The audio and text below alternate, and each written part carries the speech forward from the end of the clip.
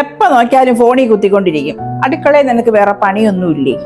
അടുക്കളയിലെ എല്ലാ ജോലിയും തീർത്തെടുത്താ ഇപ്പൊ വന്ന് ഫോൺ എടുത്തതേ ഉള്ളൂ. അതിനു മുന്നേ അമ്മ എന്തിനാ ഇങ്ങനെ വഴക്ക് പറയുന്നെ? നിർത്തി, അമ്മ പറയും, നീ തിരിച്ച് മറുപടി ഒന്നും പറയണ്ട.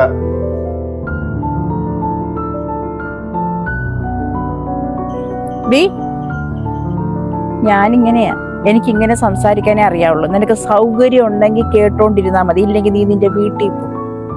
അയ്യോ അമ്മ, ഞാൻ നീ നിർത്തിക്കേ, എന്തിനും തർക്കത്തില്ല, നീ കയറി പോ.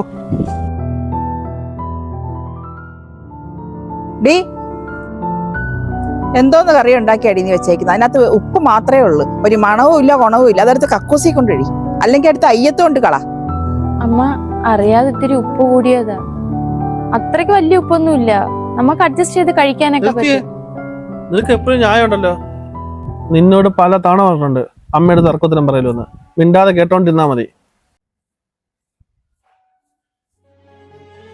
നിങ്ങളോട് ഞാൻ ഒരു കാര്യം ചോദിച്ചോട്ടെ, ഈ വീട്ടിൽ പല തവണ വഴക്കുണ്ടായിട്ടുണ്ട്. നിങ്ങളുടെ അമ്മയുടെ കയ്യിൽ ആ തെറ്റെങ്കിൽ നിങ്ങൾ എന്നോട് വന്ന് പറയും, പോട്ട് വിട്ടേക്ക്, അത് സാരമില്ലാന്ന്. എന്നാൽ നിങ്ങളുടെ അമ്മ എന്നെ വഴക്ക് പറയുമ്പോൾ നിങ്ങൾ ഒരു തവണയെങ്കിലും നിങ്ങൾ അമ്മയടുത്ത് പറഞ്ഞിട്ടുണ്ടോ, അമ്മ അത് വീട് സാരമില്ല എന്നൊക്കെ? ഇല്ലല്ലോ. ഇന്നേ വരെ നിങ്ങൾ എനിക്ക് വേണ്ടിയിട്ടൊന്ന് സപ്പോർട്ട് ചെയ്തിട്ടുണ്ടോ? ഇല്ല. കഷ്ടം തന്നെ നിങ്ങളുടെയൊക്കെ കാര്യം.